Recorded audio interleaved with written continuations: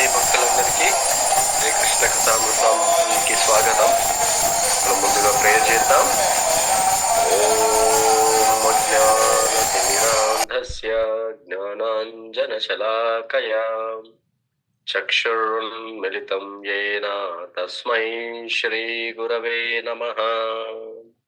శ్రీచైతన్యమనోభీష్టం స్థాపితం యేన భూతలే స్వయం రూప కదా మह्यं దదాతి స్వపదాంతికం. వందేహం శ్రీగురో శ్రీయుతాపదకమలం శ్రీగురూన్ వైష్ణవాంశ్చ శ్రీరూపం సాగ్రజాతం సహగణా రఘునాథాన్వితం తం సజీవం సాద్వైతం సావధూతం పరిజన సహితం కృష్ణ చైతన్యదేవం శ్రీరాధా కృష్ణ పాదాన్ సహగణా లలితా శ్రీ విశాఖాన్వితాంశ్చ. హే కృష్ణ కరుణా సింధో దీనబంధో జగత్పతే గోపేశ గోపికా కాంత రాధా కాంత నమోస్తుతే. తప్త కాంచన గౌరాంగీ రాధే బృందావనేశ్వరి వృషభానుసుతే దేవి ప్రణమామి హరిప్రియే. వాంఛాకల్పతరుభ్యశ్చ కృపా సింధుభ్య ఏవ చ పతితానాం పావనేభ్యో వైష్ణవేభ్యో నమో నమః. నమో విష్ణుపాదాయ కృష్ణప్రేష్ఠాయ భూతలే శ్రీమతే భక్తివేదాంత స్వామిన్నితి నామినే. నమస్తే సారస్వతి దేవి గౌరవాణి ప్రచారిణే నిర్విశేష శూన్యవాది పాశ్చాత్య దేశతారిణే. జయ శ్రీ కృష్ణ చైతన్య ప్రభో నిత్యానంద శ్రీ అద్వైత గదాధార శ్రీవాసాది గౌర భక్త బృందాం. హరే కృష్ణ కృష్ణ కృష్ణ హరే హరే, హరే రామ రామ రామ హరే హరే. నారాయణం నమస్కృత్య నరం చైవ నరోత్తమం దేవీం సరస్వతిం వ్యాసం తతో జయం ఉదీరయేత్. నష్టప్రాయేషు అభద్రేషు నిత్యం భాగవత సేవయా భగవతి ఉత్తమ శ్లోకే భక్తిర్భవతి నైష్టికే. కృష్ణాయ వాసుదేవాయ దేవకీ నందనాయ చ నందగోపకుమారాయ గోవిందాయ నమో నమః. ఓం నమో భగవతే వాసుదేవాయ. ఓం నమో భగవతే వాసుదేవాయ. ఓం నమో భగవతే వాసుదేవాయ. జై జగన్నాథ్. హరే కృష్ణ అండి భక్తులందరికీ శ్రీకృష్ణ కథామృతానికి స్వాగతం. మనం 8th canto భాగవతం శ్రీమద్ Bhagavatam 8th canto 12th chapter చదువుకుంటున్నాం ఈరోజు. అది ఈ 12th chapter మోహిని మూర్తి పరమశివుని సమ్మోహపరుచుట. సో మనం ఇంతవరకే ఈ యొక్క సముద్ర మంథనము స్టోరీ గురించి తెలుసుకున్నాం. చివరికి మోహిని విష్ణువు మోహిని రూపంలో వచ్చి అమృతాన్ని ఓన్లీ దేవతలకి రాక్షసులని మోహపరిచి వాళ్లకు అమృతాన్ని ఇవ్వకుండా ఓన్లీ దేవతలకు మాత్రమే ఇచ్చాడని మనము తెలుసుకున్నాం. అటు తర్వాత రాక్షసులు చాలా కోపంతో ఉద్రేకంతో దేవతల మీద యుద్ధానికి వెళ్ళారు. అక్కడ దేవతలకి ఘోరమైన భీకరమైన యుద్ధం జరిగింది దేవతలకి రాక్షసులకి మధ్యన. చివరికి మాయా యుద్ధం చేస్తున్నప్పుడు అప్పుడు విష్ణుమూర్తి మళ్ళీ అక్కడ అవతరించి రాక్షసులను ఆ మాయను తొలగించి, ఎక్కడైతే మనము డిఫాల్ట్ ఇది మాయలోనే ఉంటాము మనం. ఎప్పుడు మాయ పోతుంది అంటే, మనం భగవంతుడి పైన కాన్షియస్నెస్ ఎప్పుడైతే ఉంటుందో, ఈ కృష్ణ కాన్షియస్నెస్ లో ఉన్న టైం మాత్రమే మనం మాయలోంచి బయటకి రావడం. మిగతా టైం అంతా మనకు తెలియకుండానే మనం మాయలోనే ఉంటున్నాం అనేది మనకు అర్థమవుతుంది అన్నమాట. ఎందుకంటే ఈవెన్ ఆ మాయని దేవతలు కూడా జయించలేకపోయారు, ఏది రాక్షసులు పెట్టిన మాయని. సో చివరగా విష్ణువు వచ్చేసి ఆ మెయిన్ వాళ్ళందరినీ, కాలనేమి వీళ్ళందరినీ కూడా సంహరించేశాడు. తర్వాత ఇంకా ఇంద్రుడు, వరుణుడు, చంద్రుడు, సూర్యుడు, వాయువు వీళ్ళందరూ కూడా మిగతా రాక్షసులందరినీ చంపుతా ఉంటే, అప్పుడు బ్రహ్మ అది చూసి నారదుణ్ణి పంపించాడు కదా. సో నారదుణ్ణి పంపించి అప్పుడు దేవతలకు చెప్పడం ద్వారా యుద్ధాన్ని విరమించుకోవడం జరిగింది. ఎప్పుడైతే యుద్ధాన్ని విరమించుకున్న తర్వాత రాక్షసులందరినీ, ఇంకా బలి చక్రవర్తి వీళ్ళందరినీ తీసుకొని పోతే, శుక్రాచార్యుడు ఈ మృత సంజీవిని విద్య ద్వారా మళ్ళీ అందరినీ బతికించేశాడు అన్నమాట. సో అది మనం అంతవరకు, ఈ సంఘటన ద్వారా బలి మహారాజు ఏ మాత్రము దుఃఖించలేదు. ఎందుకంటే బలి మహారాజు మామూలుగా ఏదైనా మనము అపజయం ఎదురైతే మనము చాలా దుఃఖిస్తూ ఉంటాం. అయ్యో నాకు అపజయం వచ్చింది, నాకు ఈ సిచ్యువేషన్ వచ్చింది అని. కానీ ఇక్కడ బలి మహారాజు అంతకు ముందు దేవతలను జయించినప్పటికీ ఈ యుద్ధం పరిణామం తర్వాత రాక్షసులు ఓడిపోయారు. సో బలి చక్రవర్తి కూడా ఓడిపోయినా గాని అతను ఏమాత్రము దుఃఖించకుండా ఉన్నాడు. ఎందుకు అంటే ఆయన పరమ భక్తుడు భగవంతుడికి.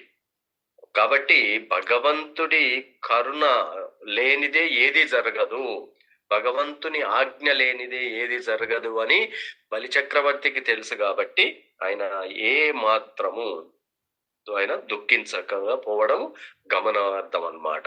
సో అది ఇక్కడ మనము ఈరోజు ఈ యొక్క 12th చాప్టర్ ని మనము చదువుకుంటున్నాం.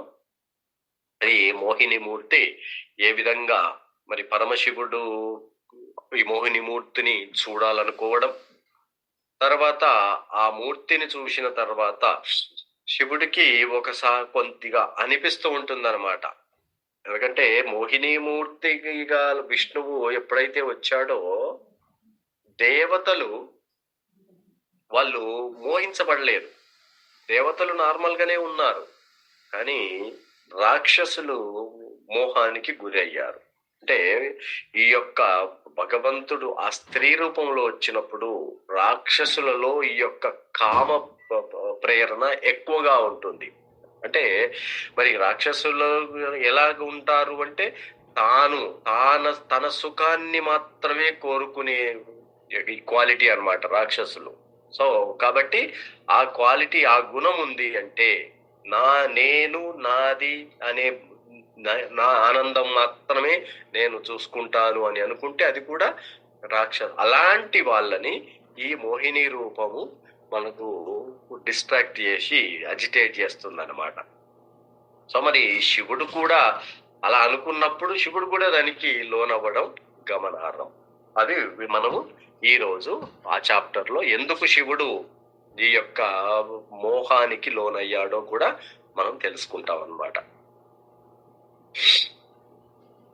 ఇంకా శుకదేవ గోస్వామి ఈ చాప్టర్ లో పరీక్షిత్ మహారాజుకి ఈ భాగవతాన్ని చెప్తున్నాడు కదా.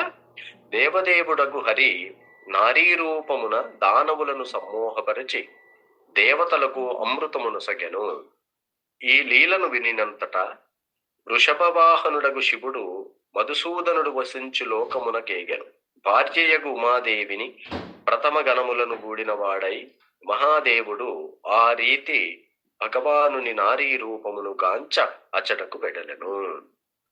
ఇక్కడ ఎప్పుడైతే ఈ వార్త మోహిని రూపంలో అవతరించి ఈ అమృతాన్ని పంచాడు అని తెలిసినప్పుడు వార్త అది మెల్లగా శివుడి దగ్గరికి కూడా చేరిందనమాట. సో శివలోకానికి చేరినప్పుడు అప్పుడు శివుడు కూడా, ఎందుకంటే శివుడు అన్ని అవతారాలను చూశాడు అని ఈ యొక్క మోహిని రూపాన్ని తను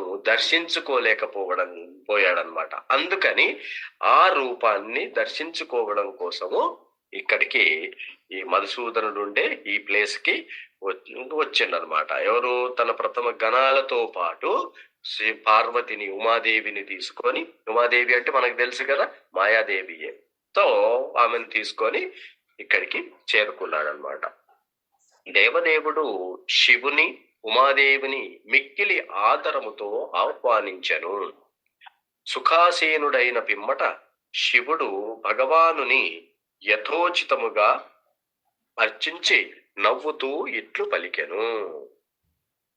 ఓ దేవదేవ, సర్వవ్యాపి భగవంత, జగదీశ్వర, జగన్మయ, సమస్తమునకు నీవే మూల కారణము. ఉపాదాన కారణమునై ఉన్నావు. నీవు భౌతిక తత్వ స్వరూపుడవు కావు. నిజముగా సమస్తమునకు నీవే పరమాత్ముడవు లేదా పరమ జీవశక్తిని అయ్యున్నావు. కనుక నీవే పరమేశ్వరుడవు, అనగా నియామకులకు పరమ నియామకుడవై ఉన్నావు. సో ఇక్కడ ఈ యొక్క శివుడు పార్వతీదేవితో కూడి వచ్చాడు కదా, ఆయన భగవంతుడు వెల్కమ్ చెప్పాడు, రిసీవ్ చేసుకున్నాడు. తర్వాత మహాదేవుడు ప్రేయర్స్ ని ఆఫర్ చేస్తున్నాడు అనమాట.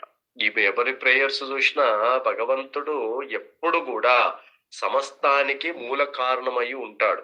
మనం భాగవతం మొత్తం ప్రేయర్స్ లో ఇదే తత్వాన్ని మనం తెలుసుకుంటున్నాం. ఎందుకంటే మళ్ళీ కూడా అందుకే భగవంతుడిని యొక్క రూపం ఎలాంటిది, ఆయన గుణాలు ఎలాంటివి, ఆయన లీలలు, ఇవన్నీ కూడా ఆధ్యాత్మికము అని మనకు అర్థమై, మనకు ఆ యొక్క ఫెయిత్ గనక ఏర్పడితే ఏమవుతుంది అని మనకు క్వశ్చన్ కూడా రావచ్చు, అవునా? ఎందుకంటే భగవంతుడు ఆయన ఇక్కడ ఈ లోకంలో మాయా ప్రపంచంలో అవతరిస్తున్నాడు. అవతరించినప్పుడు చాలా మంది ఏమనుకుంటున్నారు, ఆయన కూడా మనలాగానే పవర్స్ ఉన్న వ్యక్తి లాగానే, ఒక సాధారణ మనిషి లాగానే అనుకుంటూ ఉంటాం. అంటే హ్యూమన్ లైక్ ఫామ్, హ్యూమన్ లాగా వచ్చాడు కానీ హ్యూమన్ కాదు ఆయన. మనిషిలాగా వచ్చినప్పటికీ ఆయన మనిషి కాదు. ఎందుకంటే ఆయనకు సచ్చిదానంద రూపము అని తెలవడం, తర్వాత ఆయన గుణము, లీలలు, నామము అన్ని కూడా ఆయనకు సమానంగానే ఉంటాయి అని మనకు ఆ ఫెయిత్ ఏర్పడితే, మరి దీనివల్ల లాభం ఏంటిది అని కూడా మనకు తెలుస్తుంది కదా. లాభం ఏంటిది? భగవద్గీతలో కృష్ణ చెప్పాడు కదా, జన్మ కర్మ చ మే దివ్యం ఏవం యో వ్యక్తి తత్వత త్యక్త్వా దేహం పునర్జన్మ నైతి మామేది సో అర్జున. భగవంతుడి యొక్క గుణము, బర్త్ అండ్ ఆయన యొక్క ప్రతి యాక్టివిటీ, ఆయన యొక్క చేసే ప్రతి కర్మ కూడా, ఇవన్నీ కూడా ఆధ్యాత్మికమైనవే, స్పిరిచువల్ అని గనక మనకు అర్థమైతే ఆ తత్వం, ఆయన ఏ రూపంలో వచ్చినా ఆయన ఆధ్యాత్మిక రూపంలోనే ఉంటాడు. ఏ రూపంలో ఉన్నా ఆయన కారణం అని ఇవన్నీ మనకు అర్థమవుతే మళ్ళీ ఆయన ధామానికి వెళ్ళి తిరిగి ఇక్కడికి రాము అని ఇక్కడ మనకు అర్థం కావాలన్నమాట. అందుకని భగవంతుణ్ణి మనం అర్థం చేసుకోవడం వల్ల అంతే లాభాలు ఉంటాయి. వ్యక్తము, అవ్యక్తము, మిథ్యాహంకారము, ఈ జగత్తు యొక్క ఆది, పోషణము, లయము అన్నియు దేవదేవుడవు నీ నుండియే కలుగుచున్నవి. కాని నీవు పరతత్వము, పరమాత్ముడవు, పరబ్రహ్మము అయినందున జన్మ మృత్యు పోషణాది వికారములు నీ యందుండవు. సో భగవంతుడి నుంచే వ్యక్తమయ్యేటివి, అవ్యక్తమైన అన్ని కూడా ఆయన నుంచే వస్తున్నాయి. మనకి ఇది కూడా భగవద్గీతలో మనకు 7th చాప్టర్ లో చెప్తాడు, భూమిరాపో నలో వాయు ఖమ్మనో బుద్ధిరేవచ. సో అహంకారైతీయమ్మే భిన్న ప్రకృతి అష్టదా. ఈ భౌతిక ప్రపంచము ఈ 8 మూలకాలతోటి ఏర్పడింది. 5 పంచభూతాలు, 3 సటిల్ ఫాములో సూక్ష్మ రూపాలన్నమాట. Mind, intelligence and false ego, ఈ అన్నింటితో కలిపి భౌతిక ప్రపంచం ఏర్పడి దీనితో పాటు జీవులు కూడా ప్రేయమితస్పన్యం ప్రకృతిం విద్ధి మే పరం జీవభూత మహాబాహో. సో ఈ ఈ ఈ ప్రకృతికి భిన్నంగా ఇంకొక ఆత్మలు కూడా వచ్చాయి. సో జీవులు కూడా ఉన్నారు. ఆ జీవులు ఏం చేస్తుంటారు? ప్రకృతిని ఎంజాయ్ చేయాలని. ఈ ఒక్క కారణంతో మనం ఈ లోకానికి వచ్చాం. లేకపోతే ఆధ్యాత్మిక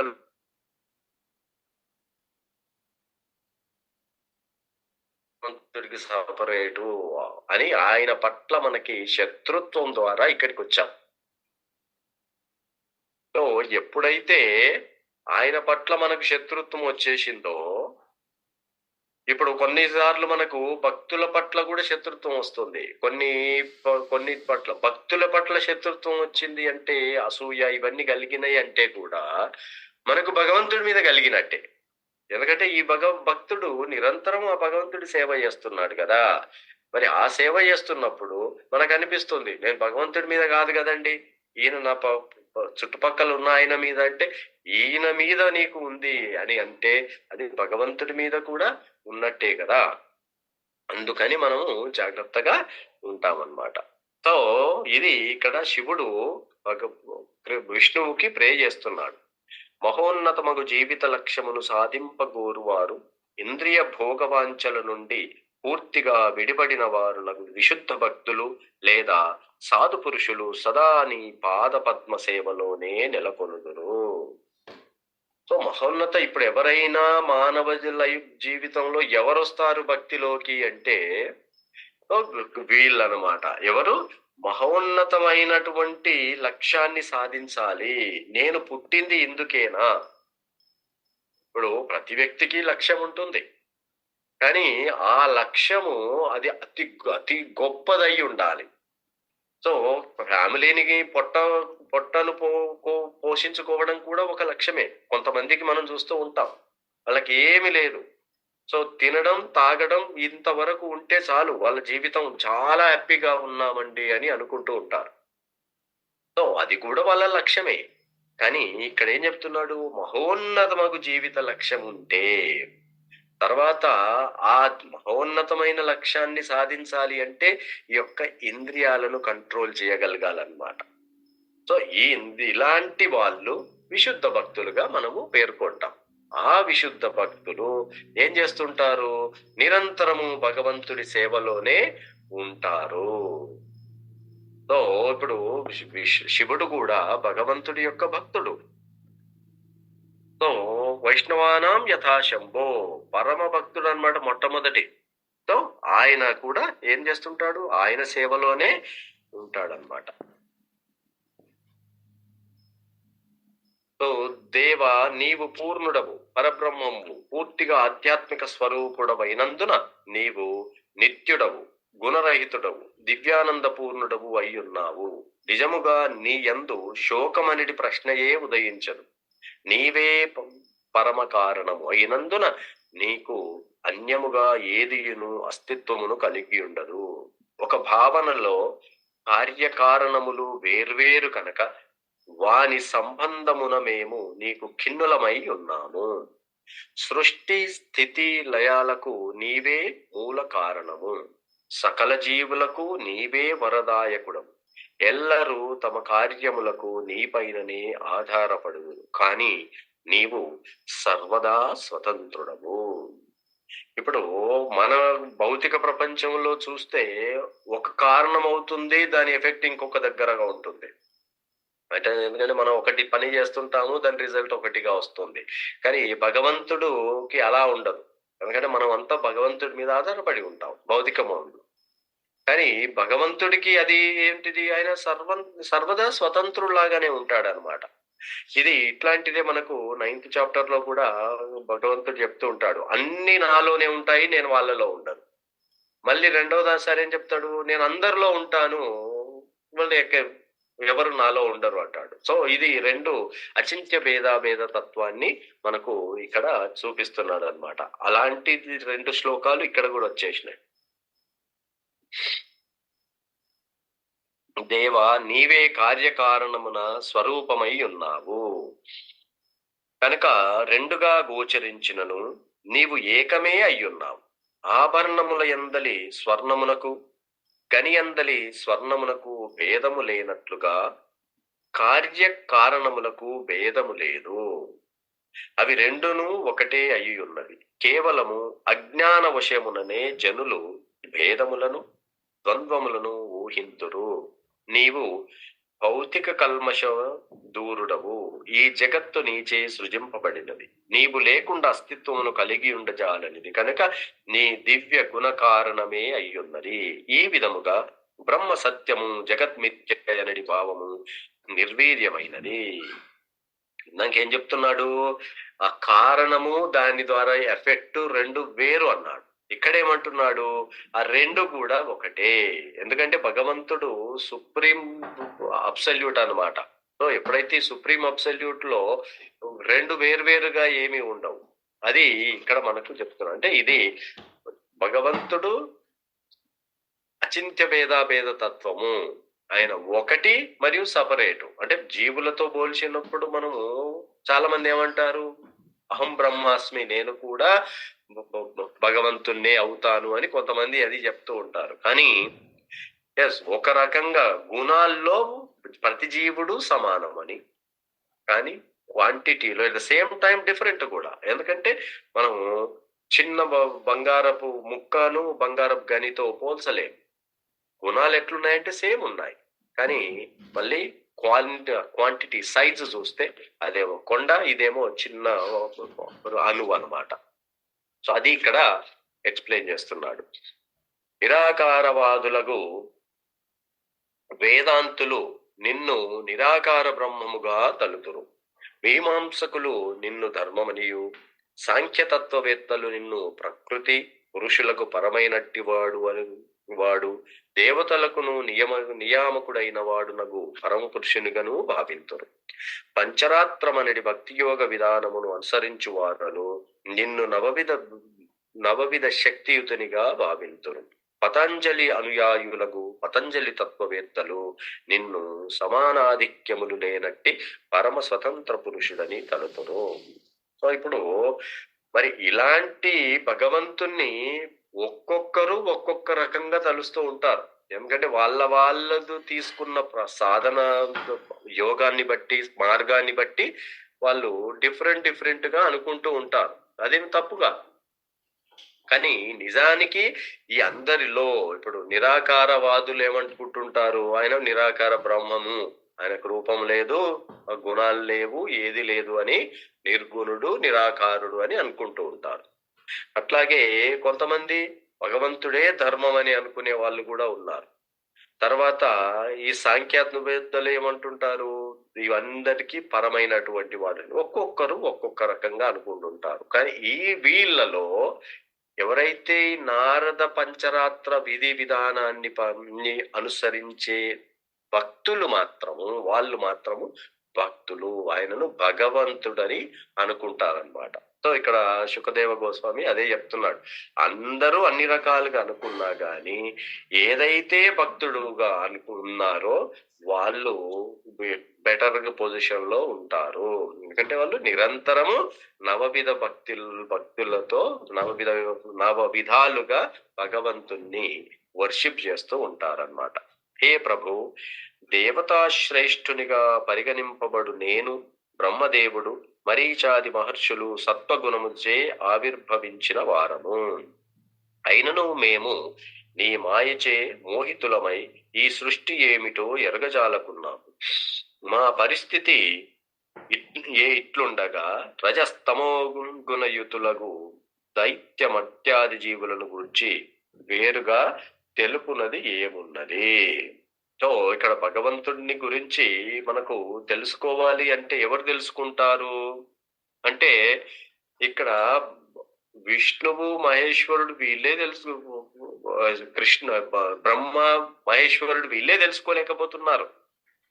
ఇంకా మరి ఈ రాక్షసుల గుణాలతో ఉన్నటువంటి వాళ్ళు, ఇప్పుడు కామ క్రోధ లోభ వీటన్నింటితోటి నిండుకొని ఉన్న మన హృదయాలతోటి భగవంతుని ఎలా తెలుసుకుంటాం?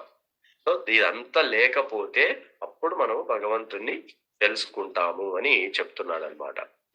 దేవా, నీవు పరమ జ్ఞాన స్వరూపుడవు. ఈ సృష్టిని గూర్చి, దీని ఆరంభ పోషణ లయములను గూర్చి నీవు పూర్తిగా ఎరుగుదువు. ఏ ప్రయత్నము చే జీవులు ఈ భౌతిక జగత్తులో చిక్కబడుదురో లేదా దాని నుండి ముక్తులగుదురో అట్టి కార్యములన్నింటినీ నీ వెరుగుదువు. వాయువు విశాలముగు ఆకాశమందును చరాచర జీవరాశి దేహములందును ప్రవేశించటి రీతి నీవు సర్వత్రా ఉపస్థితమై ఉన్నావు కనుక నీవు సమస్తము ఎరుగగలవు. భగవంతుడు అంతటా వ్యాపించి ఉన్నాడు, సర్వవ్యాపకం. ఆయన ఎక్కడ, ఇక్కడ, అక్కడ అనేది కాదు. ప్రహ్లాదుడు చెప్తాడు, అందుగలడు గలడు అనేది చెప్తుంటాడు కదా.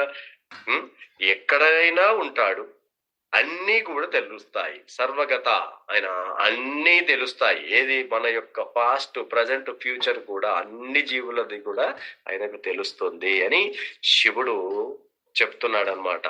దేవా, దివ్య గుణములచే నీవు ప్రదర్శించినట్టి అన్ని అవతారములను నేను గాంచియుంటిని. నీవిప్పుడు సుందరమైన నారీ రూపమును ధరించితివి. ఆ రూపమును నేను చూడగోరుచున్నాను. సో మోహిని రూపం అయిపోయింది, మళ్ళీ శివుడు ఆ రూపాన్ని చూడాలనుకుంటున్నాడు అని ఇక్కడ చెప్తున్నాడు. అంటే ఇది రూపాన్ని శివుడి కోసము చూపిస్తున్నాడు. ప్రభు దానవులను పూర్తిగా సమ్మోహపరిచి దేవతలు అమృతపానం చేయున్నట్లుగా చేసినట్టి ఆ రూపమును గాంచుటకే నేను ఇచ్చటకు వచ్చింది.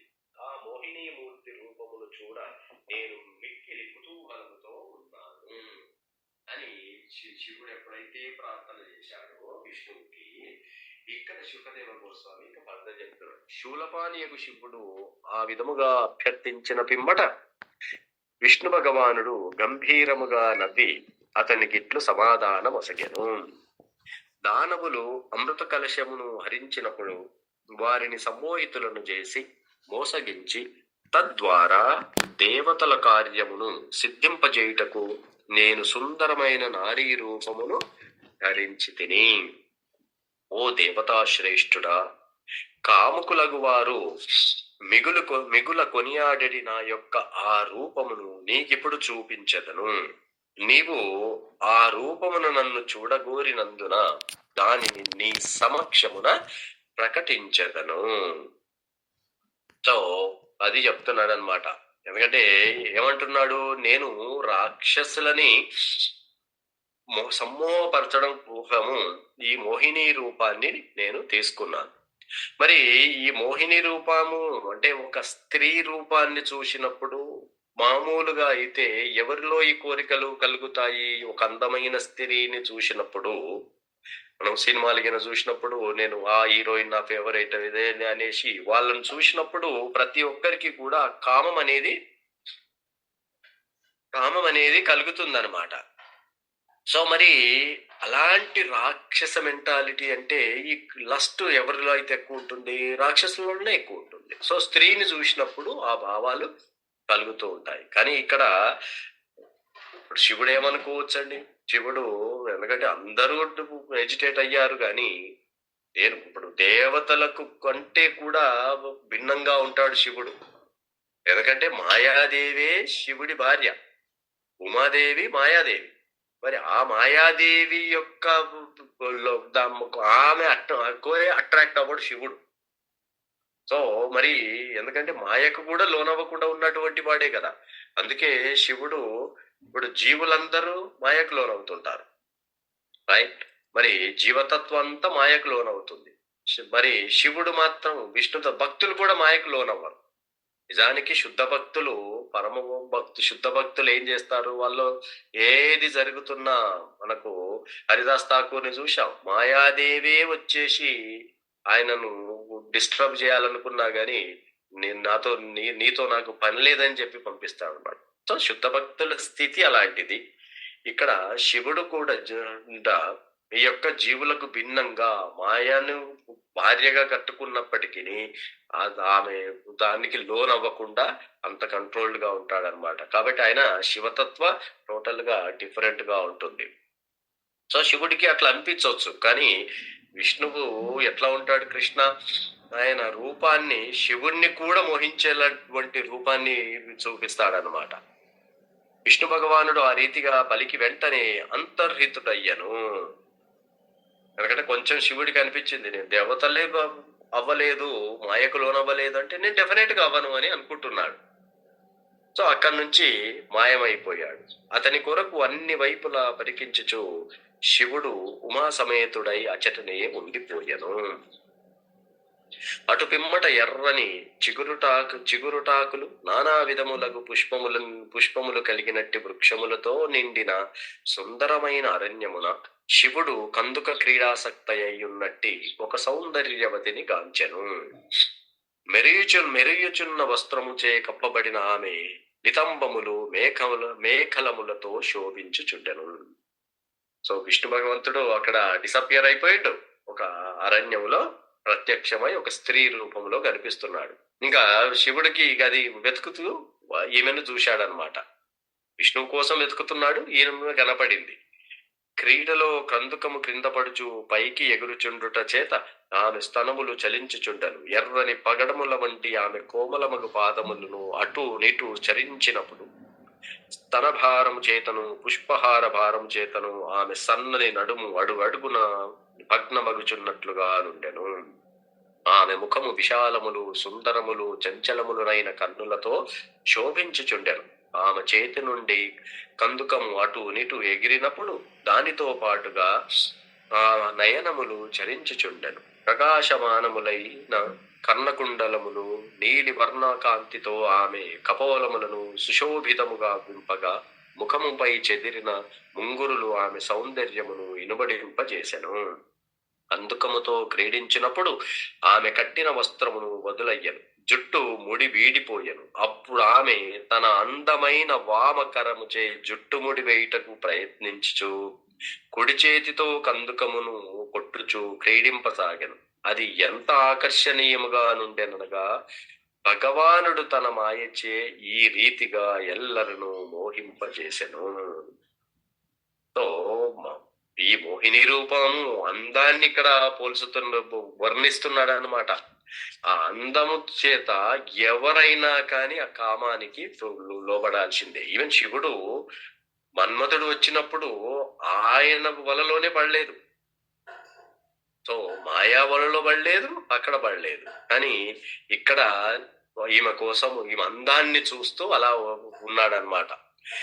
కందుక క్రీడాసక్తయ్యున్న ఆ సుందరిని శివుడు గాంచగా ఆమె కూడా అతనిని గాంచినదై సిగ్గుతో మందహాసము చేసెను. ఆ ప్రకారము ఆ సౌందర్యవతిని చూచుచు ఆమె చే చూడబడుట చేత అతడు తన అందమైన భార్య ఉమను చెంతనున్న పరివారమును విస్మరించెను. ఎప్పుడైతే ఇంత అందాన్ని చూశాడో, మోహినిమూర్తి యొక్క అందాన్ని, ఇమ్మీడియట్ గా తన చుట్టూ తన భార్య ఉమాదేవి పార్వతి అక్కడే ఉందని, తర్వాత ఆయన అనుయాయులు కూడా అక్కడే ఉన్నారన్న సంగతి కూడా మరిచిపోయాడనమాట. కందుకము చేతి నుండి దూరముగా పడినప్పుడు ఆమె దానిని అనుసరింపసాగాను. శివుడు ఆ కలాపములను గాంచుచుండగా అకస్మాత్తుగా గాలి వీచి ఆమె వస్త్రమును మొలనూలును ఎగురగొట్టెను. ప్రతి అందము సుందరముగా తీర్చిదిద్దబడి ఉన్న ఆ యువతిని శివుడు గాంచెను. ఆమె కూడా అతనిని గాంచెను.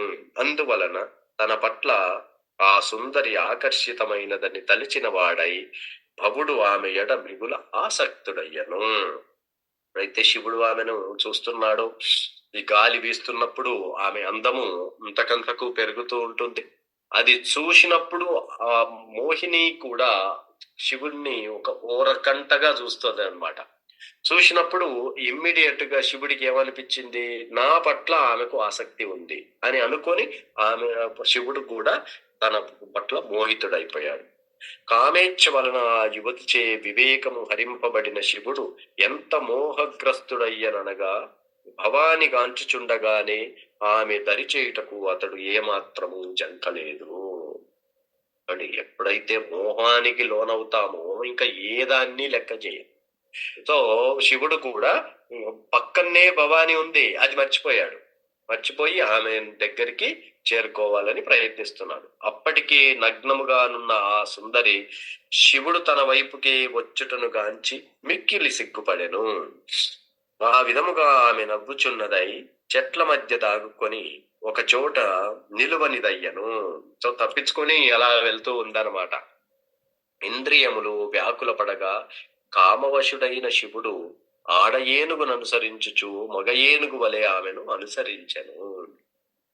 శివుడు అతివేగముగా పరిగెడుచు ఆ సుందరి కేశపాశమును పట్టుకొని చెంతకు లాగుకొని ఆమె ఇష్టపడకున్నను తన బాహువులతో ఆలింగనము చేసుకొనెను. చివరగా తన ఎంట్రుకలను దొరకబట్టుకున్నాడనమాట. వెనక నుంచి పరిగెత్తుతూ తను దగ్గరికి తీసుకున్నాడు. ఆడ ఏనుగు మగ ఏనుగుచే ఆలింగనము చేసుకొనబడినట్లు శివునిచే ఆలింగనము చేసుకొనబడిన ఆ సుందరి కేశపాశము విడువనిదై పాము వలె వంకరలు తిరగను. రాజా స్థూలమగు ఎత్తైన పిరుదులు కలిగిన ఆ నారి దేవదేవుని యోగమాయ ప్రతినిధి. ఆమె ఎలాగునో శివుని గట్టి బాహుబంధనం నుండి తప్పించుకొనినదై పరుగు తీసెను. అద్భుత కర్ముడు మోహిని రూపమును దాల్చిన వాడునగు విష్ణు భగవానుని పథమును శివుడు కామరూప వైరిచే పడినవాడై అనుసరించెను. గర్భధారణకు అనుకూలముగానున్న ఆడ ఏనుగును మత్తగజము వెంబడించినట్లుగా అమోఘరేతసుతుడు శివుడు ఆ సుందరిని అనుసరించగా అతనికి వీర్యస్ఖలనం అయ్యను. ఇంకా ఆ మోహములో అతనికి వీర్యస్ఖలనం అయ్యింది. అప్పుడు అది ఇంకా నెక్స్ట్ ఆ వీర్యము భూమిపై పడినప్పుడు అది ఎట్లా దేనిగా మారిందో ఇక్కడ చెప్తున్నాడు అనమాట. రాజా మహాత్మునకు శివుని వీర్యము ధరణిపై ఎచ్చటెచ్చట పడెను. ఆయా ప్రదేశములలో వెండి బంగారు క్షేత్రములు ఏర్పడినవి. సో ఈ వెండి బంగారము ఇవన్నీ కూడా శివుడి యొక్క స్ఖలనము ద్వారా ఏర్పడినాయి అన్నమాట. ఎక్కడ పడిందో అక్కడ ఇవి అందుకే అంటుంటారేమో మరి ఇది యొక్క బంగారము ఇది కామానికి ప్రతిరూపాలు అని. సో ఎందుకంటే బంగారం ధరిస్తూ ఉంటే అది నిజానికి కూడా అది ఏర్పడుతూ ఉంటుంది. మోహిని అనుసరించుచు శివుడు నదీ తీరములందు సరోవర తటములయందు పర్వతములందు అరణ్యములందు ఉద్యానవనములయందు ఋషివాసములందు సర్వత్రా తిరిగెను. రాజశ్రేష్ఠ పరీక్షిన్ మహారాజా వీర్యము పూర్తిగా స్ఖలనమైనంతట తానెట్లు భగవన్మాయచే మోహితుడయ్యను శివుడు గాంచగలిగెను. ఆ విధముగా అతడు మరింత మాయకు లోను కాకుండా తన్ను తాను నిరోధించుకొనెను. చూడండి, ఎప్పుడైతే కంప్లీట్ గా వీర్యస్ఖలనం అయిపోయిందో ఎంబడే శివుడికి అంటే భగవంతుడు మళ్ళీ అతనికి అది కల్పించాడనమాట. నేను ఎంత తప్పు చేశాను, ఎంత మోహితుడయ్యానో అని తెలుసుకున్నాడనమాట. అంటే భక్తుడు మాత్రమే అప్పుడప్పుడు అలాంటి సిచ్యువేషన్ ఎదురైనా గాని భక్తుడు భగవంతుని కృప చేత మళ్ళీ ఆ ఒరిజినల్ కాన్షియస్నెస్ కి రీగెయిన్ అవుతాడనమాట. ఎందుకంటే భగవంతుడి అంటే భక్తులలో అప్పుడప్పుడు చిన్నగా పాటి ఈ ప్రైడ్ ఏర్పడుతూ ఉంటుంది. సో ఆ ప్రైడ్ కానివ్వండి, చిన్న చిన్న లస్టీ డిజైర్స్ ఇవన్నీ ఏర్పడుతూ ఉంటాయి. కానీ భగవంతుడు వాటిని ఆయన హెల్ప్ చేసి వాటిని తొలగించేస్తాడనమాట. ఎందుకంటే అది వాళ్లకు అవరోధాలు అవుతాయి కాబట్టి ఇవి తీసేస్తాడు. అదేవిధంగా ఇక్కడ శివుడు కంప్లీట్ గా మాయకు లోనైపోయినప్పుడు మళ్ళీ భగవంతుడి ఇంటర్నల్ పొటెన్సీ చేత మళ్ళీ అది తెలుసుకోగలిగాడు అనమాట. ఆ విధముగా శివుడు తన స్థితిని అపరిమిత శక్తి సంపన్నుడగు దేవదేవుని స్థితిని తెలుసుకొనగలిగాడు. అట్టి అవగాహన కలిగినంతటా అతడు తనపై విష్ణు భగవంతుడు పరమాద్భుతముగా వర్తించిన తీరుకు ఎంత మాత్రము ఆశ్చర్యపడలేదు. నేను సాక్షాత్తు కృష్ణని మాయకులోనే ఆయనంబడే నాకు ఇంత జరిగింది అని శివుడు మాత్రం ఏ మాత్రము ఆయన దిగులు గాని బాధపడలేదు అనమాట. ఎందుకంటే ఇది భగవంతుడి యొక్క శక్తి అట్లాంటిది. సో ఆయన ఎలాంటి సిగ్గుగా గాని అలా ఏమీ ఫీల్ అవ్వలేదు. శివుడు వ్యాకుల రహితుడు, లజ్జావిహీనుడుగా నిలిచియుండుటను గాంచి విష్ణువు మిక్కిలి ముదమంచెను. అంతటా దేవదేవుడు తన మూల రూపమును ధరించి ఇట్లు పలికెను. ఓ శివుడు ఏమీ బాధపడలేదు. తర్వాత దాన్ని సిగ్గుగా కూడా ఏం భావించలేదు. ఎందుకంటే ఇదంతా భగవంతుడి యొక్క శక్తి ద్వారా తో తనకు ఇదంతా కల్పించాడు. ఎందుకంటే భగవంతుడి శక్తి గురించి తెలుసు ఆయన. సో ఆయన శక్తికి మించి ఎవ్వరు కూడా భిన్నంగా ఉండలేరు. సో ఇది మనకు ఈ యొక్క శివుడి ఈ వృత్తాంతం ద్వారా, మోహిని రూపం శివుడి యొక్క మోహం ద్వారా మనకు అర్థమవుతుందన్నమాట. అంటే భగవంతుడి యొక్క మాయాశక్తికి అందరూ లోనవుతూనే ఉంటారు. దాన్ని ఎవ్వరు కూడా తప్పించుకోలేరు, ఒక్క నిజమైన భక్తుడు తప్ప. సో ఆ భక్తులలో ఎప్పుడైనా వికారాలు ఏర్పడితే అది ఏదైనా కావచ్చు, అప్పుడు భగవంతుడు తను తన శక్తి ద్వారా వాళ్ళలోంచి ఇలాంటి వాటిని తీసేస్తాడనమాట. ఇది అంతేగాని శివుడిని మనం తక్కువ అంచనా వేయడాని అందుకు కాదు ఈ పాస్ టైం. అంతటి గొప్ప శివుడికి అది జరుగుతున్నప్పుడు మామూలు వాళ్ళకి ఇది ఖచ్చితంగా జరుగుతుంది. ఏది భౌతిక ప్రపంచంలో చాలా మంది అంటుంటారు, నాకు ఎలాంటి వీక్నెస్ లేవండి అంటే. అవి లేవండి అంటున్నావు అంటేనే ఉంటూ ఉన్నట్టే. అవి ఏమీ లేకపోతే ఇక్కడ ఉండమ్మా. ఇది మనము నేర్చుకోవచ్చు అనమాట ఈ వృత్తాంతం ద్వారా. ఇంకా భగవంతుడు శివుడితోటి చెప్తున్నాడు, ఓ సురశ్రేష్ఠ, నా స్త్రీ రూపమాయచే నీవు మిగుల విమోహితుడవయ్యను నిజస్థితిని పొందగలిగితివి కనుక నీకు సవక్కల శుభములు కలుగుగాక. భగవంతుడు ఆ మాయ ద్వారానే మళ్ళీ శివుడిది దాన్ని తొలగించేస్తే, ఎందుకంటే మళ్ళీ శివుడినే గ్లోరిఫై చేస్తున్నాడు. ఎందుకంటే నువ్వు దీంట్లోంచి బయటపడ్డావు కాబట్టి నువ్వు నీకు అన్ని శుభాలు కలుగుగాక అని చెప్తున్నాడు. హే శంభో, ఈ భౌతిక జగత్తులో నీవు తప్ప వేరెవ్వరూ నా మాయను అతిక్రమింపగలరు. జనులు సాధారణముగా ఇంద్రియ భోగానురక్తులై దాని ప్రభావం చే పరాజితులగుదు. నిజముగా ప్రకృతి ప్రభావము వారికి దుస్తరమైనది. సో ఈ లోకంలో ప్రతి ఒక్కరు కూడా ఈ మనం ఇంద్రియ భోగాలలో మనము అనురక్తులై ఉన్నాము. ఎందుకంటే వాటి కోసమే మనం పుట్టాము అన్నట్టుగా ఉంటాము కదా. సో కాబట్టి అదంతా కూడా ఎలా జరుగుతుందంటే ఈ యొక్క గుణాలతోటి, ప్రకృతిలో ఉన్న 3 గుణాల ప్రభావం చేతనే మనం అట్లా ఉంటున్నాం. కానీ ఇప్పుడు శివుడు మాత్రము నిరంతరం ఏం చేస్తుంటాడు, భగవంతుడి మీద ధ్యానం చేస్తూనే ఉంటాడు, ఆయన భక్తి చేస్తూనే ఉంటాడు. కాబట్టి అలాంటి ఆయన మాత్రమే, అలాంటి సాధన చేయడం ద్వారా మాత్రమే ఈ యొక్క ప్రకృతిలోంచి బయటపడగలము, గుణ ప్రభావము నుంచి అని చెప్తున్నాడు. సృష్టి కార్యమున నాకు తోడ్పడునదియు త్రిగుణముల రూపమున ప్రకటమగునదియు అనగు మాయ అనగా నా బాహ్య శక్తి నిన్ను ఇక ఏ మాత్రము మోహింపచాలదు. సో ఇంక ఏది దానికి నువ్వు మోహింపబడవు అని శివుడికి ఆజ్ఞ ఇస్తున్నాడు అనమాట. ఇంకా శుకదేవ గోస్వామి కంటిన్యూ చేస్తున్నాడు.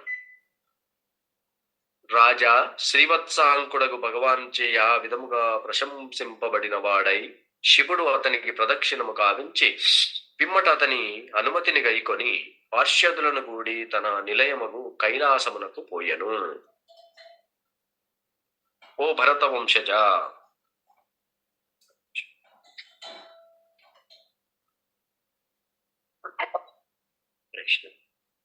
ఓ భరత వంశజ, పిమ్మట శివుడు విష్ణు స్వరూపునిగా ప్రామాణికములు అందరితోనూ అంగీకరింపబడిన తన పత్ని భవానీతో ప్రియముగా ఇట్టుబడి కృష్ణ సారీ అండి. శివుడు పార్వతీదేవితోటి చెప్తున్నాడు అన్నమాట.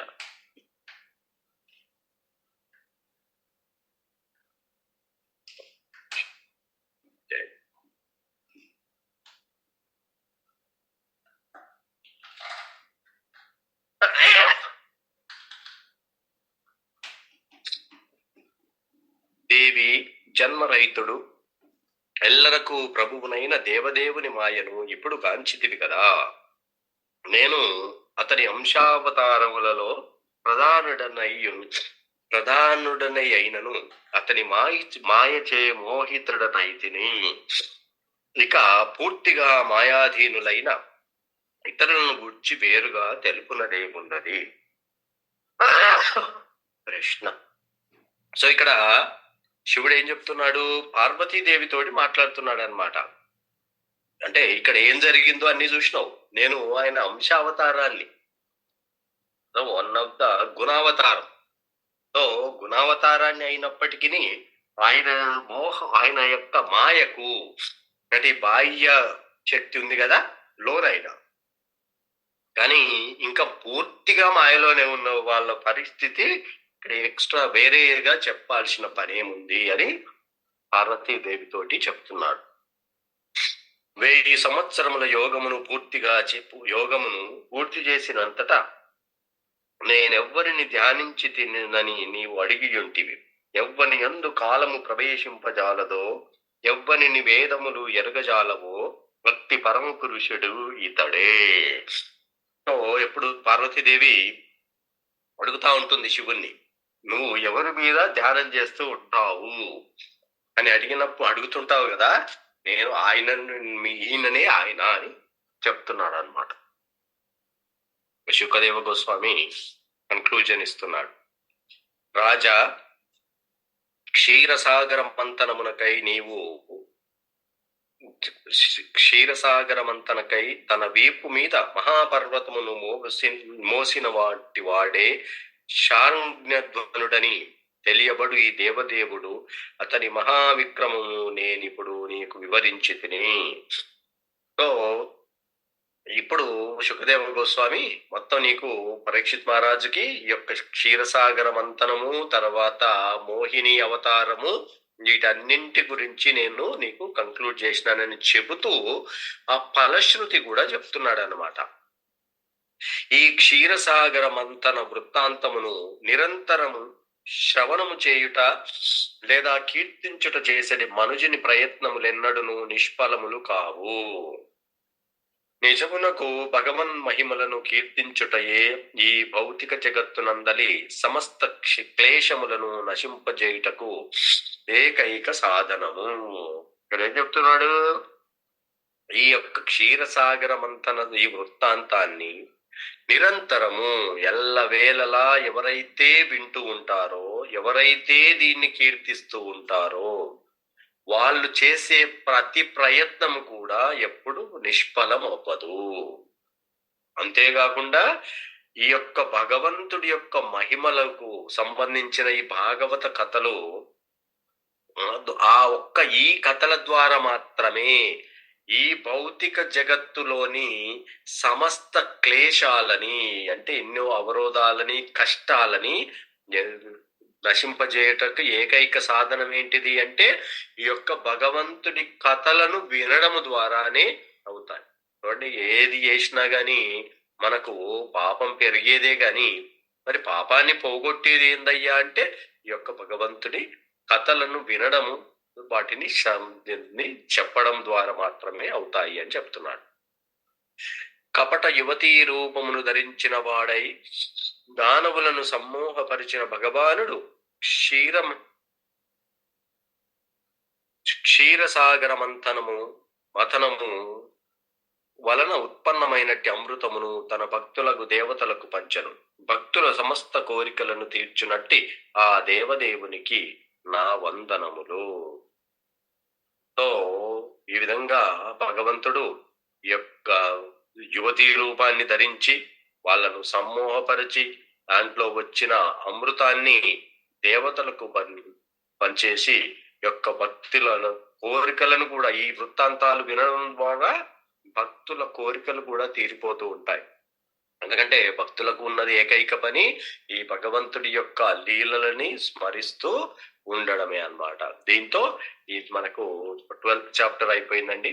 నెక్స్ట్ 13th చాప్టరు అది నెక్స్ట్ క్లాస్ లో చదువుకుందాం. భవిష్యత్ కాల మనువుల వర్ణనము. ఇంకా నెక్స్ట్ మనువులు, ఇప్పుడు మనము 1st నుంచి 6వ మనువు వరకు మనం తెలుసుకున్నాం. ఇంకా తర్వాత మనువుల గురించి ఈ 13వ దాంట్లో మనము తెలుసుకుంటాం. హరే కృష్ణ, జై జగన్నాథ్. ఎవరికైనా క్వశ్చన్స్ కామెంట్స్ ఉంటే తీసుకుందామండి, లేకపోతే నరసింహ ప్రేయర్ చేద్దాం.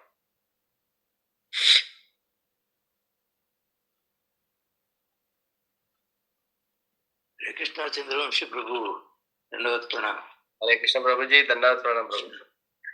మీరు పాంచరాత్రిక విధి, భాగవత విధి అని అవి మెన్షన్ మీరు చేసినారు. ఇదివరకు విన్నాం కూడా. అవి ఎప్పుడు కూడా క్లియర్గా అర్థం కాదు ప్రభు. అవిటి భక్తులకు ఏది ఈ సంబంధించింది, ఇంకొకటి నాన్ డివోటీస్కి సంబంధించి ఏమన్నా అట్లా ఉందా, లేక అది ఏంటి అనేది? ఓకే, అది అయితే నెక్స్ట్ క్లాస్ లో అవి నేను కొంచెం రీసెర్చ్ కూడా చేసి నెక్స్ట్ క్లాస్ లో డిస్కస్ చేద్దాం ప్రభుజీ, ఆ రెండింటి గురించి. ఇంకా అలాంటివి ఏమున్నా కానీ నెక్స్ట్ క్లాస్ లో చేద్దాం. So, Annavaya, it's very nice lecture. Yeah, I have the same question too. So వాళ్ళ కలయిక వల్ల మరి ఏమిటి, వెండి బంగారాలు ఉద్భవించినాయా, ఇంకా ఏమన్నా అయిందా? వాళ్ళు ఎప్పుడైతే ఆయన ఎంబడి మోహిని మోహితుడు అయ్యిండో, ఆ వీర్యస్ఖలనం జరిగినప్పుడు అది ఎక్కడెక్కడైతే పడిందో అక్కడక్కడ ఈ వెండి బంగారు నిధులు ఏర్పడినాయి అన్నమాట. సో ఈ వెండి బంగారము మనం అక్కడి నుంచే వచ్చాయి, శివుడి వీర్యస్ఖలనం నుంచి ఫామ్ అయినాయి అన్నమాట. ప్రెగ్నెన్సీ ప్రొడక్షన్ కాదు, ఎందుకంటే ఆయన ఎందుకంటే భగవంతుడి పట్ల కామాన్ని ఏర్పడింది కదా. అంటే ఇదంతా ఏంటంటే ఇదంతా చూపించడానికి. సో దాని ద్వారా భౌతిక ప్రపంచంలో మనం అందరం హ్యాపీగా ఉన్నాం, వెండి బంగారాలు చూసుకొని. ఎస్పెషల్లీ మాతాజీస్ అయితే బంగారం బంగారం అని ఆ రేంజ్ లో ఉన్నాం మనం. బంగారంతో మోహించేసేస్తున్నారు అంతే. విష్ణువు శివుడిని మోహిస్తే శివుడి వీర్యస్ఖలనము మాతాజీని ఎక్కువగా మోహించేస్తుంది. మాతాజీనే కాదు, how person is so weak. Right. అంటే మనం అలా ఫామ్ అయిన వస్తువుల పట్లనే మనం ఎంతో అట్రాక్ట్ అయిపోతున్నాం.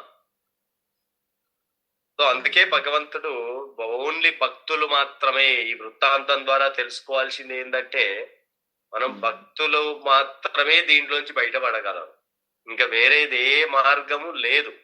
ఎందుకంటే ప్రతిదీ స్త్రీ యొక్క అందానికి మోహితం అవ్వడం ఒకటి అయితే, తర్వాత ఇట్లా వెండి బంగారాలకు మోహితం అవ్వడం ఇంకొకటి కాన్సెప్ట్ ఉంది కదా. Vishwamitra got attracted to Menaka, Urvashi. Right, ఎందుకంటే అంత ఆ విధంగా ఉంటుందన్నమాట ఈ భౌతిక ప్రపంచంలో. కానీ ఇంతమంది ఇట్లా అయినా గాని చివరికి భక్తుడైనటువంటి హరిదాస్ ఠాకూర్ మాత్రము ఏ మాత్రం చెక్కు చెదరకుండా ఉంటాడు. ఎందుకంటే భక్తుడికి తెలుసు మాయా దీని నుంచి ఈ ప్రకృతి గుణాలను అధిగమించేవాడు ఒక భక్తుడే. భక్తి ద్వారా మాత్రమే అధిగమించగలం. That's true. Bhakti is the only one protects you away from all this. అంతే, అది ఒక్కటే మనకు ఉన్న షెల్టర్ అన్నమాట. లేకపోతే మనం ఈ మాయలోనే కొట్టుకుంటూ ఇదే బెటర్ అనుకుంటూ మనము తిరగాల్సి వస్తుంది, తిరుగుతూ ఉంటాం కూడా. మనం చేస్తున్నదే రైట్ అనుకుంటూ మనం ఉంటున్నాము, కానీ అంత డేంజర్ కూడా ఉంది. అందుకే మనం భక్తిలోకి వచ్చి భక్తిని చూస్తా ఉన్నాం అన్నమాట. ఏదో ఒక రోజు ఇవన్నింటినీ ఓవర్కమ్ చేస్తాము అని ఆ కోరిక కూడా ఉండాలి. ఈ భక్తి మోటివేషన్ రైట్. అందుకే భక్తుల యొక్క సాంగత్యంలో ఉండమని చెప్పడం. భక్తుల సాంగత్యంలో ఉన్నప్పుడు మనకు ఆ మోటివేషన్ ఎక్కువగా వస్తుంది. అప్పటికప్పుడు ఆనందమే కాకుండా, ఇప్పుడు పార్టీకి వెళ్తే ఆనందం వస్తుంది, మోటివేషన్ ఏం రాదు, నీరసం వస్తుంది. ఇంటికి వచ్చిన తర్వాత ఎక్టిక్ అనేసి చాలా కష్టాలు పడాల్సి ఉంటుంది ఇంటికి వచ్చిన తర్వాత. అదే భక్తుల సాంగత్యంలో ఉంటే ఏమవుతుంది, మనము అక్కడ ఆనందం ఉంటుంది, అక్కడ ఉన్నంతసేపు సేమ్ టైము అది మనకు ఇన్స్పిరేషన్ కూడా వస్తుంది. That's true. Very nice, very divine lectures. So ఇది మనము ఈ యొక్క మోహిని అవతారం నుంచి శివుడు అయ్యాడు కదా, శివుడు తక్కువ, ఈ రకంగా కాదు అర్థం చేసుకోవడానికి. అంటే అంతటి శివుడు కూడా మోహానికి ఎందుకంటే లోన్ అలుపుతాడు. అంటే భగవంతుడు ఎవరినైనా మోహానికి లోన్ చేయగలడు, కానీ శివుడు ఎంబడే తేరుకున్నాడు. But he pulled himself out. Yeah. He మనం pulled ఎంబడి himself. తేరుకోం, Oh. మనం ఇక్కడే స్టక్ అయిపోతాం. Right, right, right. He was able to recognize himself what's happened. Right, everything రైటే జరుగుతుంది అనుకుంటూ ఉంటాం, కానీ శివుడికి ఎంబడే అర్థం అయిపోయింది, no this is not right. Right. Thank you, thank you. Hare Krishna Prabhuji, ధన్వత్ ప్రణామం ప్రభుజీ. హరే కృష్ణ ప్రభుజీ, దండోత్తరం ప్రభుజీ. ప్రభుజీ, మరొక కథ విన్నాము. అంటే ఈ మన భాగవతంలో లేదు, అయ్యప్ప స్వామి జననం ఇలాగే జరిగిందని విన్నాం. మరి అది మన దగ్గర ఇప్పుడు ఈ భాగవతం లేదు. I was under impression too. Yes madam. But I thought that was the Mohini. It's same thing, but sometime that Shiva was harassed by one of the demon, and then he was trying to escape out, and finally went to Vaikuntha Loka and asking Vishnu to help him out, and that's when she becomes like a Mohini avatar, and then have that demon dance with. అది భస్మాసుర. అదేనా మరి అప్పుడే then they become united, and the combination of their union Ayyappa Swami is born. So I'm also confused on that. So, ఈ కథలు, ఈ యొక్క లీలలు ఎలా ఉంటాయంటే ఒక్కొక్క మన్వంతరాల్లో ఒక్కొక్క తీరుగా జరుగుతూ ఉంటాయి, ఒక్కొక్క దాంట్లో. సో చిన్న వేరియేషన్స్ తోటి అది రాంగ్ ఇది రైట్ అనడానికి ఉండదు. ఇవి డిఫరెంట్ యుగాల్లో డిఫరెంట్ టైముల్లో జరుగుతూ ఉంటాయి. సో కాబట్టి అది కూడా సాధ్యమే అయి ఉంటుంది. ఎందుకంటే ఇప్పుడు వీర్యం పడింది, అది ఎక్కడైనా పడేస్తే ఇప్పుడు అయ్యప్ప బారిన అవ్వడు అనడానికి ఏమీ లేదు. ఎందుకంటే అప్పట్లో మనము మంత్రబలం చేతనే పిల్లల్ని కనేవాళ్ళు. అంటే వాళ్ళిద్దరు కలయిక ఉండాల్సిన అవసరం లేదు కదా. ఈవెన్ విత్ దృష్టితోటే చూడడం, అప్పుడు అంత పవర్ గా ఉంటుంది. కాబట్టి అది కూడా కరెక్టే అయ్యి ఉంటుంది. కాకపోతే మనకి ఇక్కడ అది చెప్తున్నారు. మరి డిఫరెంట్ టైమింగ్స్ లో కూడా ఆ స్టోరీ కూడా జరిగి ఉంటారు. కరెక్టే ప్రభుజీ, మీరు అన్నట్టు డిఫరెంట్ మన్వంతరంలో జరిగి ఉండొచ్చు. అది ప్రతిసారి ఒకే తీరుగా జరుగుద్ది అనడానికి లేదు. ప్రభుజీ. సో కాబట్టి మనము ఈ కథ రాంగు అది అనడానికి ఉండదు అనమాట. సో భగవంతుడు ఏది చేయాలనుకున్నా అది చేసేస్తాడు. ఆయన ఏ విధంగా చేసినా భక్తుడు యాక్సెప్ట్ చేస్తాడు. భక్తుడు కాని వాడు ఏంది అంటే అట్లా చెప్తే నువ్వు ఇట్ట చెప్తావేంది అనేది మనకు వచ్చేస్తుంది. కానీ ఆయన ఏది జరుగుతున్నా కానీ ఇట్స్ పాసిబుల్, భక్తుడు ప్రశాంతంగా ఉంటాడు. ఎందుకంటే ఆయన గోలంత ఏడుంది ఆయన మీద, ఆయన ఏదన్నా చేయగలడు కాబట్టి. అలా so Ayyappa was left in the woods like that, and then somebody take care of him, something. Right. అది అంతకుముందు నేను కూడా విన్నాను, కానీ ఇందులో అది చెప్పలేదు. మరి ఎక్కడైనా చెప్తారేమో, కానీ అది కరెక్ట్ కూడా అయ్యి ఉంటుంది. అందుకే మనం దాన్ని అట్లా కూడా కాదనడానికి లేదు. ఎందుకంటే భగవంతుడు ఆ లీల చేయాలనుకున్నప్పుడు ఎట్లా అయినా లీల చేస్తాడు. He can be woman, he can be man, he can be combined. Right.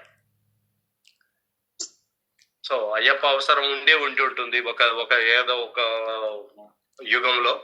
So అలా జరిపించి ఉంటాడు. Thank you. హరే కృష్ణ. శరణమయ్య అయ్యప్ప. Thank you. ఎక్సలెంట్. ఇంకెవరికైనా ఏమైనా క్వశ్చన్స్, కామెంట్స్ అండి?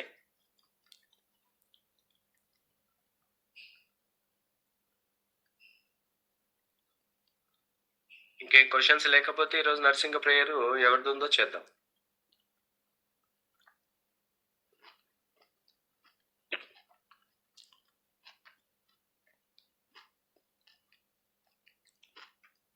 గోపిక గణేష్ మాత మీది ఉందా ఈరోజు? లేదు ప్రభు, it was by mistake. Hare Krishna. Hare Krishna ప్రభుజీ. ధన్యవాదాలు ప్రభుజీ. ప్రభుజీ యాక్చువల్ చంద్రవంశ ప్రభుజీ, ప్రభుజీ 2 క్వశ్చన్స్ ఉన్నాయి. ఒక క్వశ్చన్ ఆల్రెడీ నాకు ఆన్సర్ దొరికింది, కానీ ఇంకో క్వశ్చన్ ప్రభుజీ, ఇప్పుడు మనం ఇదంతా లీల తెలుసుకుంటున్నాం కదా, అంటే భగవంతుడు చేసేది ప్రతిదీ కూడా మనకు ఒక ట్రాన్సెండెంటల్ ఫార్మ్ ఆఫ్ లీలా అని మనం తెలుసుకుంటూ వచ్చాం కదా. సో ఇక్కడ ఏంటంటే ఇప్పుడు ఎందుకు ఇంత ఈ రేతసి గురించి ఇంత వివరిస్తున్నారు? ఎందుకంటే మనకి జీవులలో ఉండే మైథున క్రియ అనేది ఒక డిఫరెంట్ ఫార్మ్ ఆఫ్ ప్రక్రియ, కానీ భగవంతుడి దగ్గరికి వచ్చే వరకు అది అంటే ఇందాక సుగన మాతాజీ అన్నట్టుగా ఒక దృష్టితోనే మనకి ఇప్పుడు కార్తికేయులు కానీ అప్పుడు మనం చూసాము వేరే కథల్లో, కానీ ఇక్కడ ఎందుకు అంత వివరణ ఇచ్చారు? దాని నుంచి మనం తీసుకోవాల్సిన టేక్ హోమ్ పాయింట్ అయితే ఇంకా కొద్దిగా అక్కడ ల్యాగ్ ఉంది ప్రభుజీ.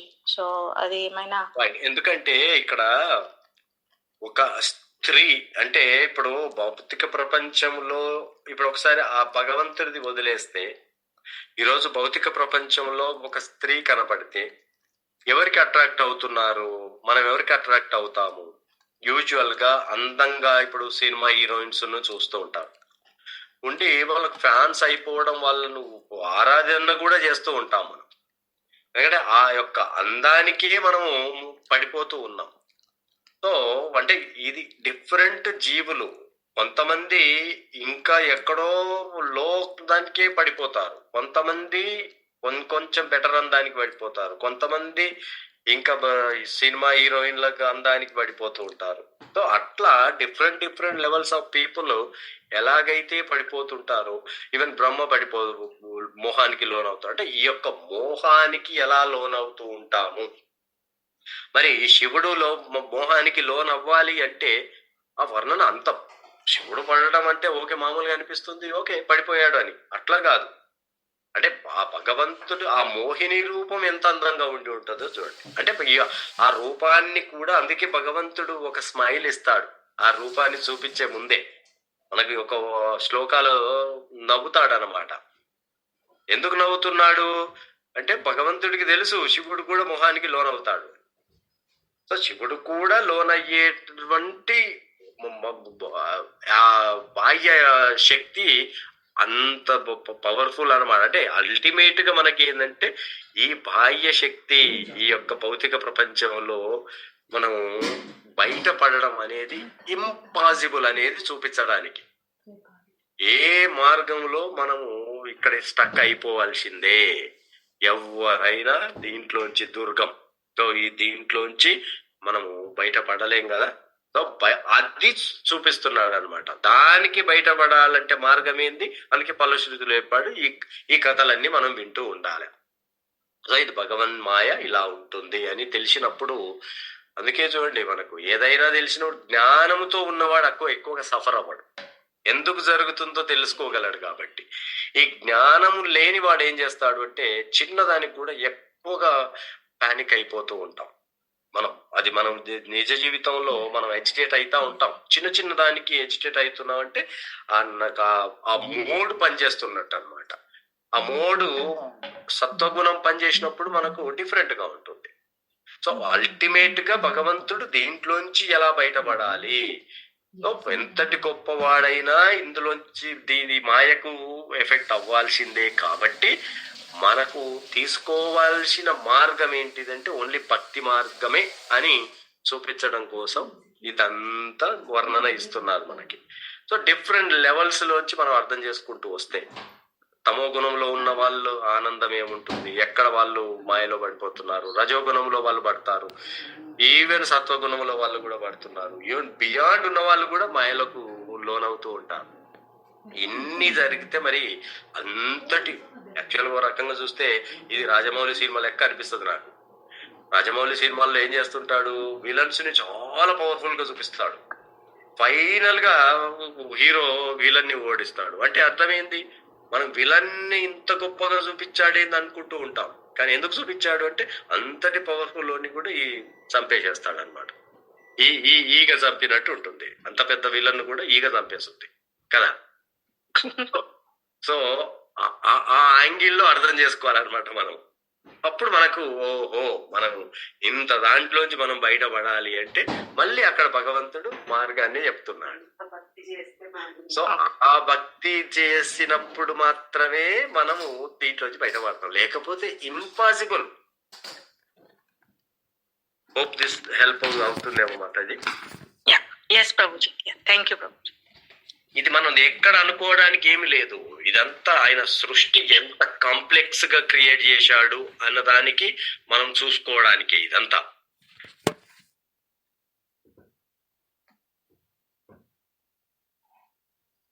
ఇంకా ఎవరికైనా ఏమైనా క్వశ్చన్స్ అండి?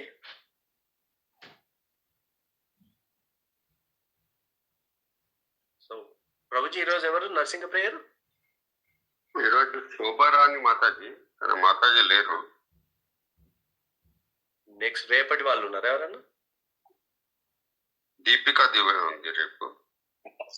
ఓ ప్రభు, హరే కృష్ణ ప్రభు, దండవత్ ప్రణామ్. హరే కృష్ణ. దివ్య ప్రభు.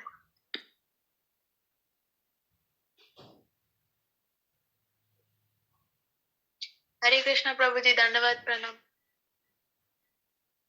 హరే కృష్ణ మాతాజీ, దండవత్ ప్రణామ్. చెయ్యి. ఓం నమో భగవతే నరసింహాయ నమః. తేజస్తే ఆవ్యావిర్భవ వజ్రనకా వజ్రదంశ ధర్మాశయాన్ రందయాతమ గ్రస ఓం స్వాహ అభయమభయాత్మాని భూయిష్ట ఓం శ్రోం ఉగ్రం వీరం మహావీర్.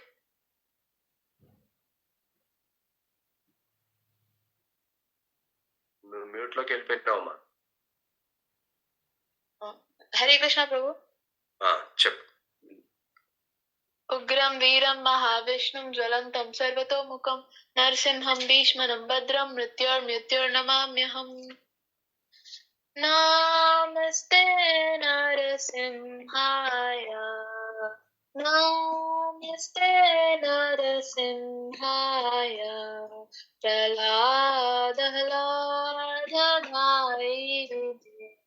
ప్రహ్లాదహ్లాదాయి హిరణ్యకాశీపూర్వక్షః హిరణ్యకాశీపూర్వక్షః శిలటంకానకాలాయే శిలటంకానకాలాయే. ఇతో నృసింహ పరతో నృసింహ, ఇతో నృసింహ పరతో నృసింహ. యతో యామి తతో నృసింహ, యతో యామి తతో నృసింహ. బాహే నృసింహ హృదయే నృసింహ, బాహే నృసింహ హృదయే నృసింహ. నరసింహమధిం శరణం ప్రపద్యే, నరసింహమధిం శరణం ప్రపద్యే. తవ కర కమలవరేణకాం అద్భుత శృంగా దళిత హిరణ్యకశిపూ భృంగా. కేశవధృత నరహరిరూపా జయ జగదీశ హరే, జయ జగదీశ హరే, జయ జగదీశ హరే. తవ కర కమలవరేణకాం అద్భుత శృంగా దళిత హిరణ్యకశిపూ భృంగా. కేశవధృత నరహరిరూపా జయ జగదీశ హరే, జయ జగదీశ హరే, జయ జగదీశ హరే. జయ లక్ష్మీ నరసింహ, జయ భక్త ప్రహ్లాద, लक्ष्मी नरसिंह जय भक्ता प्रहलाद जय जय जय प्रभुपाद प्रभुपाद प्रभुपाद जय जय प्रभुपाद गुरुदेव गुरुदेव गुरुदेव जय जय गुरुदेव हरे कृष्णा कृष्णा कृष्णा हरे हरे हरे रामा राम राम हरे हरे। हरे कृष्णा प्रभु जी। थैंक यू प्रभु जी। Thank you Divya.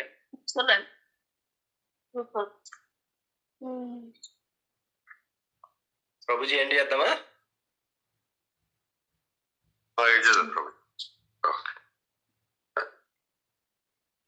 Thank you everyone. Hare Krishna Krishna Krishna Hare Hare Hare Rama Rama Rama Hare Hare. జయ శ్రీ ప్రభుపాద జయ శ్రీ గురుదేవ్ కి జయ కోటి వైష్ణవ.